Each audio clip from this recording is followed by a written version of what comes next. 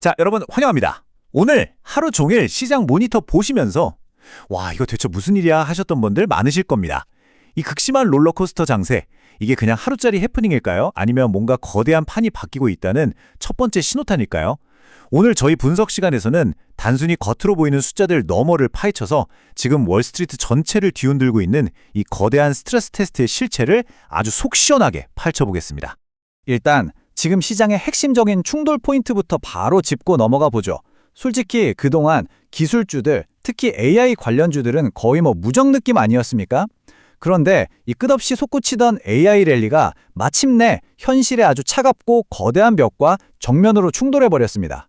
한마디로 엄청나게 신나게 놀고 있는 AI 파티장에 끈적끈적한 인플레이션이랑 102달러짜리 국제 유가라는 불청객들이 문을 걷어차고 난입해버린 격이죠.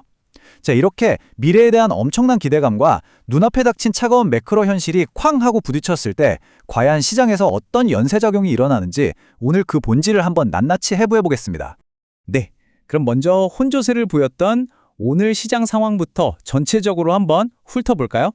오늘 3대 지수 마감 상황을 보면 지금 시장 내부에서 얼마나 팽팽한 줄다리기가 벌어지고 있는지 딱 보입니다.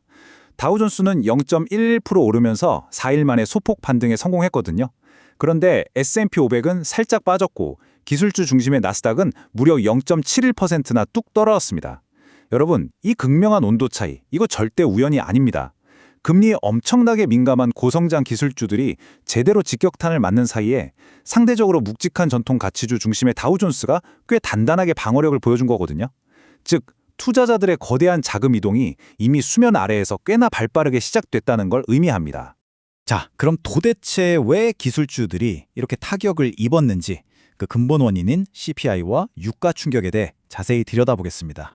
가장 먼저 시장 뒤통수를 친 건 바로 4월 미국 소비자 물가지수, 즉 CPI였습니다. 전년 동기 대비 무려 3.8%나 올랐어요.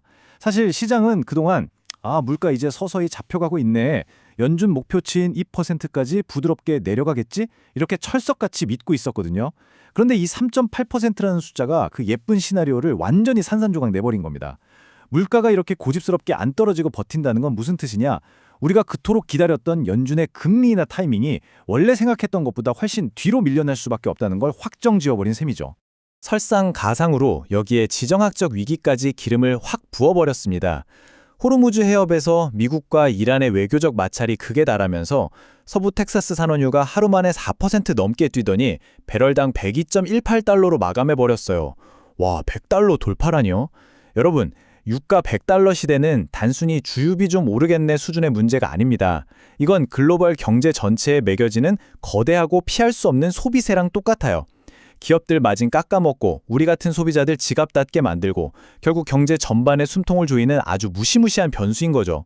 그래서 지금 시장이 제일 두려워하는 게 뭐냐? 바로 이 끈적한 인플레이션이 아예 고착화되는 겁니다. 다른 경제 지표들은 분명히 조금씩 식어가고 있는 게 보이는데 물가만 혼자 난 안 내려갈 건데 하면서 버티고 있는 상황이잖아요. 이게 연준 입장에서는 정말 미치고 팔짝 뛸 노릇인 겁니다. 완벽한 진퇴양난이죠. 경기 살리려고 금리를 싹 내리고 싶은데 물가가 시퍼렇게 살아있으니 그 카드를 도저히 꺼낼 수가 없는 거예요. 이러니 시장이 유일한 구명줄이었던 단기금리 인하 기대감이 날아가면서 투심이 확 얼어붙는 겁니다. 그럼 이 거시적인 충격파가 구체적으로 우리 빅테크 기업들의 성적표를 어떻게 때렸는지 종목별로 한번 줌인해서 들어가 보겠습니다. 영원한 대장주가 떴던 엔비디아, 오늘 사상 최고치에서 3.4%나 훅 빠지면서 216달러 선까지 밀렸습니다. 웰스파고가 목표 주가를 315달러로 엄청 올려 잡았는데도 시장 반응은 완전 얼음장 같았죠. 왜 그럴까요? 지금 엔비디아의 선행 주가 수익 비율이 무려 20배 달하거든요. 이건 향후 몇 년간의 완벽하고도 눈부신 성공 시나리오가 지금 주가에 싹 다 반영되어 있다는 뜻입니다. 한마디로 단 한 번의 실수도 용납 안 되는 꽉 찬 밸류에이션이라는 거죠. 게다가 중국을 향한 H2배공 칩 수출 규제 리스크도 여전히 시한폭탄처럼 남아있고요. 다가오는 5월 20일 실적 발표를 코앞에 두고 시장은 아주 작은 불확실성 앞에서도 자비 없이 칼을 휘두르고 있습니다. 자, 다음은 테슬라입니다. 로보택시 운영에 결함이 있다는 보도까지 터지면서 오늘 424달러 선으로 밀렸는데요. 그런데 여러분, 여기서 주가 하락보다 훨씬 더 흥미로운 포인트가 하나 있습니다. 월스트리트가 테슬라를 바라보는 시선이 진짜 말도 안 되게 극단적으로 갈려 있다는 거예요. 파이퍼 샌들러는 테슬라의 AI 비전에 완전히 꽂혀서 목표가 $500를 외치는데 반면에 JP모건은 지금 당장의 차가운 현실을 보라면서 $145를 부르고 있습니다. 미래 혁신에 대한 열광과 현재 펀더멘털에 대한 회의감이 이렇게까지 격렬하게 치고받는 종목 정말 찾아보기 힘들죠. 메타는 오늘 같은 장에서도 드물게 상승을 해냈고 알파벳도 지난 1년간 무려 160%라는 경이로운 랠리를 지켜냈습니다. 하지만 이들에게도 아주 묵직한 숙제가 떨어졌죠. 바로 2026년에 예정된 어마어마한 자본 지출 규모 때문입니다. 알파벳이 무려 1,800억에서 1,900억 달러를 쓰겠다고 가이던스를 냈거든요. 물론 이게 AI 전쟁에서 절대 안 밀리겠다는 엄청난 의지의 표현이긴 하지만요. 당장 눈앞의 현금 흐름이나 마진율을 따지는 투자자들 입장에서는 잠깐 저 돈 다 쓰면 당분간 수익성은 좀 떨어지는 거 아니야? 라는 꽤 큰 재무적 압박으로 다가올 수밖에 없는 완벽한 양날의 검인 겁니다. 오늘 반도체 섹터 전반에 쏟아진 매도세도 한번 짚고 넘어가야겠죠. 마이크론이 3.6%, AMD가 2%, 퀄컴은 무려 11%나 급락했습니다. 와, 이거 펀더멘탈이 붕괴된 거 아니냐고요? 에이, 그렇게 패닉셀 하실 필요는 없습니다. 시계를 딱 한 달만 뒤로 돌려보자고요.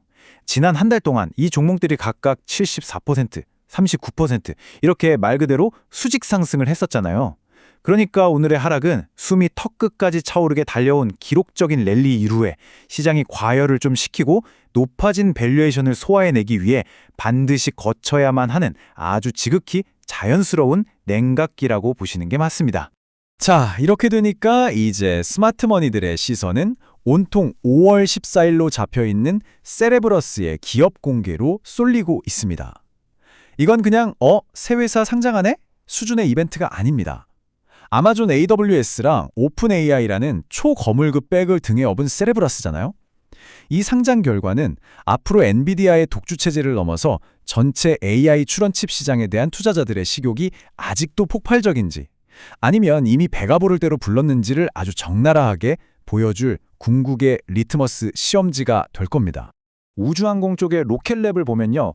지금 시장이 얼마나 차갑고 미래지향 쪽으로 돌아가는지 소름이 돋을 정도입니다.